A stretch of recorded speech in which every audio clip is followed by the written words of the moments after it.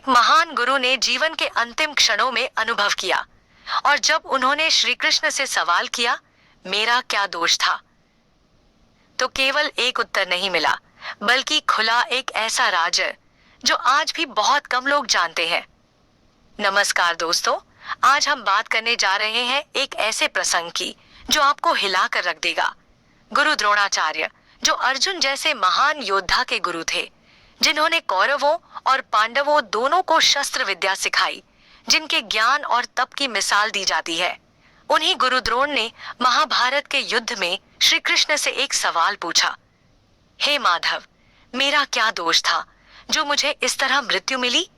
तो आज हम इस कथा की परतें खोलेंगे, एक एक रहस्य को समझेंगे और जानेंगे कि क्या वाकई गुरु द्रोण दोषी थे या यह सब उनके पूर्व जन्म के कर्मों का फल था। वीडियो को अंत तक जरूर देखिए, क्योंकि आखिर में मिलेगा ऐसा ज्ञान जो आपके सोचने के तरीके को ही बदल देगा। कुरुक्षेत्र के युद्ध में जब पांडवों की सेना में हाहाकार मचा हुआ था, तब सबसे बड़ा संकट सामने आया, गुरु द्रोण को कैसे रोका जाए। वे अकेले ही पांडवों की पूरी सेना को ध्वस्त करने की ताकत रखते थे। भीम, युधिष्ठिर, नकुल, सहदेव, कोई उनके सामने टिक नहीं पाया। और अर्जुन, वह तो जयद्रथ से युद्ध में उलझा था। तब श्री कृष्ण ने युधिष्ठिर से कहा, अगर गुरु द्रोण को भ्रम में डालना है तो उन्हें यह यकीन दिलाना होगा कि उनका पुत्र अश्वत्थामा मारा गया है। यह सुनकर युधिष्ठिर हक्के बक्के रह गए, क्योंकि वे झूठ बोल ही नहीं सकते थे। लेकिन धर्म की रक्षा के लिए श्री कृष्ण ने एक उपाय निकाला। भीम ने एक हाथी को मार डाला, जिसका नाम भी था अश्वत्थामा। जब युधिष्ठिर ने गुरु द्रोण से कहा, अश्वत्थामा मारा गया, और फिर धीरे से कहा हाथी, तो वही क्षण बना गुरु द्रोण की मृत्यु का कारण। गुरु ने अपना शस्त्र त्याग दिया, ध्यानस्थ हो गए, और उस समय धृष्टद्युम्न ने उनका वध कर दिया। लेकिन क्या यही अंत था? नहीं। जब धृष्टद्युम्न ने ध्यानमग्न द्रोणाचार्य का वध कर दिया, तब युद्ध भूमि थम सी गई। गुरु द्रोण की आत्मा शरीर त्याग चुकी थी, लेकिन यह अंत नहीं था।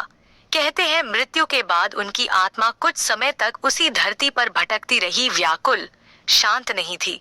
और तभी श्री कृष्ण प्रकट हुए। द्रोणाचार्य की आत्मा ने श्री कृष्ण को देखा और करुण स्वर में पूछा, हे माधव, मैंने क्या अपराध किया था? मैंने तो सदैव धर्म की सेवा की, राजा को निष्ठा से ज्ञान दिया, शिष्यों को न्याय पूर्वक विद्या सिखाई, फिर क्यों ऐसा अंत मिला? क्या यही था मेरे जीवन का पुरस्कार? श्री कृष्ण शांत थे, लेकिन उनकी आंखों में करुणा थी। उन्होंने कहा, गुरुदेव, हर कर्म का एक बीज होता है, और हर बीज कभी न कभी फल देता ही है। जब गुरु द्रोण ने श्री कृष्ण से पूछा, मेरा क्या दोष था माधव? मैंने तो जीवन भर धर्म का पालन किया, राजा का साथ दिया, शिष्यों को योग्य बनाया, फिर भी मुझे ऐसी मृत्यु क्यों मिली? श्री कृष्ण शांत थे, लेकिन उनकी दृष्टि बहुत गहरी थी। वो बोले, गुरुदेव, आपने धर्म का पालन तो किया, लेकिन क्या वह सच्चा न्याय था? गुरु द्रोण ने हैरानी से पूछा, किस बात की ओर संकेत है प्रभु? श्री कृष्ण बोले, जब आपने अर्जुन को ब्रह्मास्त्र सिखाया तो द्रोणाचार्य थे, लेकिन जब एकलव्य ने बिना आपसे सीखे, सिर्फ मूर्ति से ही आपसे विद्या लेकर अर्जुन से आगे निकलने की कोशिश की, तब आपने उसका अंगूठा मांग लिया। क्या वह न्याय था? फिर युद्ध भूमि में आपने अपने शिष्य अर्जुन के सबसे बड़े शत्रु कौरवों के साथ खड़े होकर युद्ध किया, जबकि आपके भीतर आप जानते थे कि अधर्म किस ओर है। आपका दोष यही था गुरुदेव कि आपने धर्म को ज्ञान से अलग कर दिया और नीति को पक्षपात से जोड़ दिया। गुरु द्रोण मौन हो गए, क्योंकि अब सवाल नहीं बचे थे, केवल उत्तर गूंज रहे थे।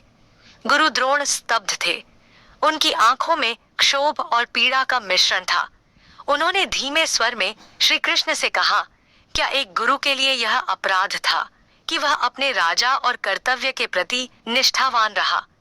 श्री कृष्ण ने उत्तर दिया, निष्ठा तब तक धर्म है जब तक वह सत्य और न्याय के साथ खड़ी हो। जब राजा अधर्म करे, जब सत्ता अन्याय करे और गुरु आंखें मूंद ले, तो वह ज्ञान का संहार करता है। गुरुदेव श्री कृष्ण बोले, आपके हाथों में था अर्जुन जैसा धनुर्धर, लेकिन आपके शब्दों में निष्पक्षता नहीं रही। आपने युद्ध भूमि में अधर्म के पक्ष को देखा, पर कभी उसे रोका नहीं। आप जानते थे दुर्योधन गलत है, फिर भी उसके रथ पर खड़े रहे। धर्म केवल अस्त्र नहीं चाहता, वह विवेक और साहस भी मांगता है। और जहां विवेक मौन हो जाए, वहां गुरु भी युद्ध में पराजित हो जाता है, चाहे वह शस्त्रधारी हो या नहीं। गुरु द्रोण की आत्मा अब भीतर से कांप रही थी। शायद अब उन्हें अपना दोष दिखाई देने लगा था। श्री कृष्ण ने गुरु द्रोण की ओर देखा और बहुत शांत भाव से कहा, गुरुदेव, आपने जीवन भर धर्म सिखाया, लेकिन अंत में मोह में फंस गए, और यही आपका सबसे बड़ा दोष बन गया। गुरु द्रोण बोले, कौन सा मोह केशव? श्री कृष्ण बोले, अश्वत्थामा का मोह, अपने पुत्र का मोह।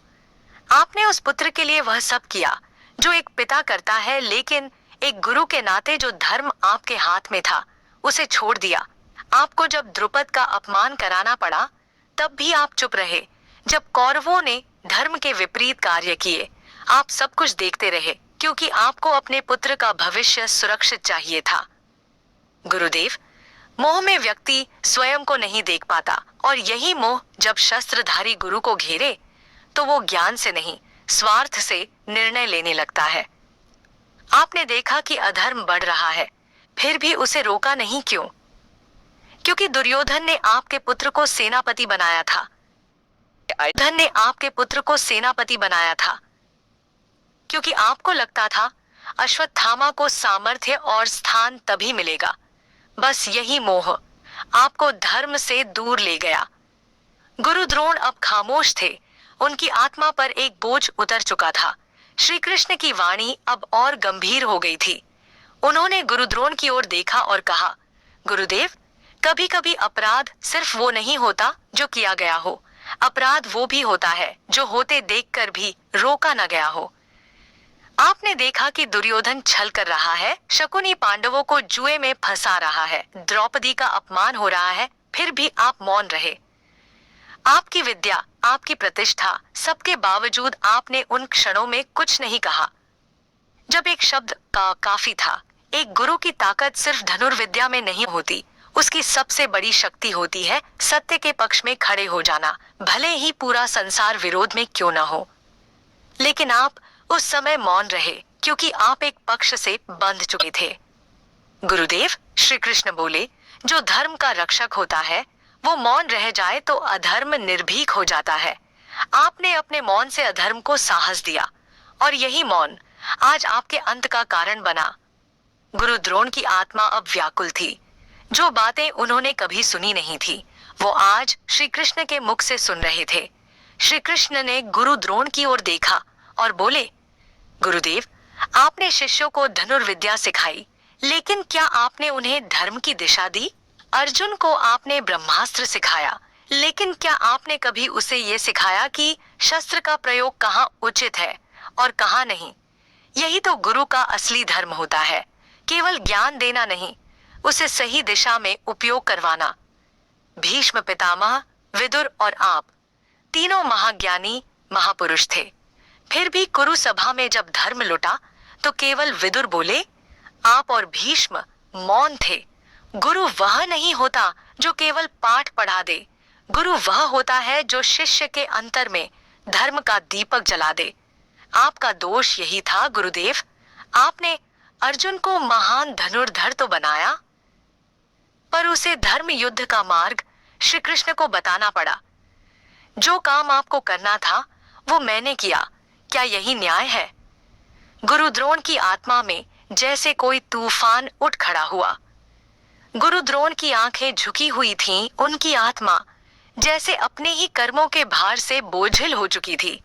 श्री कृष्ण बोले, गुरुदेव, आपने शिक्षा देने में कोई कमी नहीं छोड़ी, लेकिन जब निर्णय की घड़ी आई, तब आपने पक्ष चुना और धर्म नहीं देखा। आपने अर्जुन को अपना प्रिय शिष्य माना, लेकिन एकलव्य को त्यागा। आपने द्रुपद से अपनी पुरानी दुश्मनी निकालने के लिए पांडवों से उनका अपमान कराया। आपने देखा कि पांडव सताए जा रहे हैं, लेकिन आपकी तलवार कौरवों के लिए उठी। यह सब क्या है गुरुदेव? यह सब अंधा पक्षपात नहीं तो क्या है? धर्म की धरती पर यदि कोई अंधा होकर चलता है तो वह गड्ढे में नहीं युद्ध में गिरता है, और जब गुरु ही आंखें मूंद ले तो अधर्म को बोलने की जरूरत नहीं, उसका रास्ता खुद बन जाता है। आपने यदि निष्पक्ष होकर निर्णय लिया होता तो आज धर्म भी गर्व करता और आपका अंत भी वैसा ही सम्मानपूर्ण होता। अब गुरु द्रोण की आत्मा में केवल मौन था, पर वह मौन अब बोध का था। श्री कृष्ण ने एक गहरी सांस ली और बोले, गुरुदेव, आपकी मृत्यु तलवार से नहीं हुई, आपकी मृत्यु तो शब्दों से हुई, और उन शब्दों की चाल से जिसे मैंने रचा था। गुरु द्रोण ने चौंक कर पूछा, आपने? श्री कृष्ण बोले, हाँ गुरुदेव, मैं जानता था कि आपको परास्त करना असंभव है, क्योंकि जब तक आप अश्वत्थामा के जीवित होने का विश्वास रखते हैं, आपका चित्त युद्ध में रहेगा और आपकी शक्ति अजेय रहेगी। इसलिए मैंने वह वाक्य रचा, अश्वत्थामा हत और युधिष्ठिर से कहलवाया। वह हाथी मारा गया था, पर हमने आपके मन में भ्रम पैदा किया, क्योंकि आप पुत्र मोह में थे। आपकी तलवार कोई नहीं हरा सकता था, पर आपकी भावना को पराजित करना आसान था, क्योंकि आपने स्वयं को मोह से बांध रखा था। आया गया, आपको तोड़ा गया, उस भावनात्मक कमजोरी से जिसे आपने जीवन भर छुपा कर रखा। यही बताता है शब्दों का खेल कभी कभी तलवारों से भी ज्यादा घातक होता है, और अधूरी सच्चाई पूरे जीवन को बदल सकती है। गुरु द्रोण की आत्मा अब मौन नहीं थी, वो अब स्वीकार कर चुकी थी कि हार बाहरी नहीं, अंदर से हुई थी। शब्दों की गूंज थम चुकी थी, पर गुरु द्रोण की आत्मा अब भीतर से कांप रही थी। वो जो स्वयं को धर्मज्ञ, नीतिज्ञ और महान आचार्य मानते थे, आज उन्हें पहली बार अपने ही जीवन का आईना दिखा था श्री कृष्ण ने। गुरु द्रोण ने धीरे से पूछा, क्या मैं सच्चा गुरु नहीं था केशव? श्री कृष्ण मुस्कुराए, गुरुदेव, आप योग्य थे लेकिन पूर्ण नहीं। आपका ज्ञान अद्वितीय था, लेकिन आपका न्याय अधूरा था। आपका मन पवित्र था, परंतु उसमें मोह, पक्षपात और चुप्पी के बंधन भी थे। गुरु वही होता है जो न केवल शस्त्र चलाना सिखाए, बल्कि शिष्य के विवेक को जागृत करे, चाहे वो अर्जुन हो या एकलव्य। आपने अर्जुन को महान योद्धा बनाया, लेकिन उसे युद्ध से पहले धर्म का अर्थ मैं समझा रहा हूं, क्योंकि आपने उसे केवल विजय सिखाई, विवेक नहीं। मृत्यु कोई हार नहीं होती गुरुदेव, पर अगर अंत से पहले बोध न हो तो जीवन व्यर्थ हो जाता है।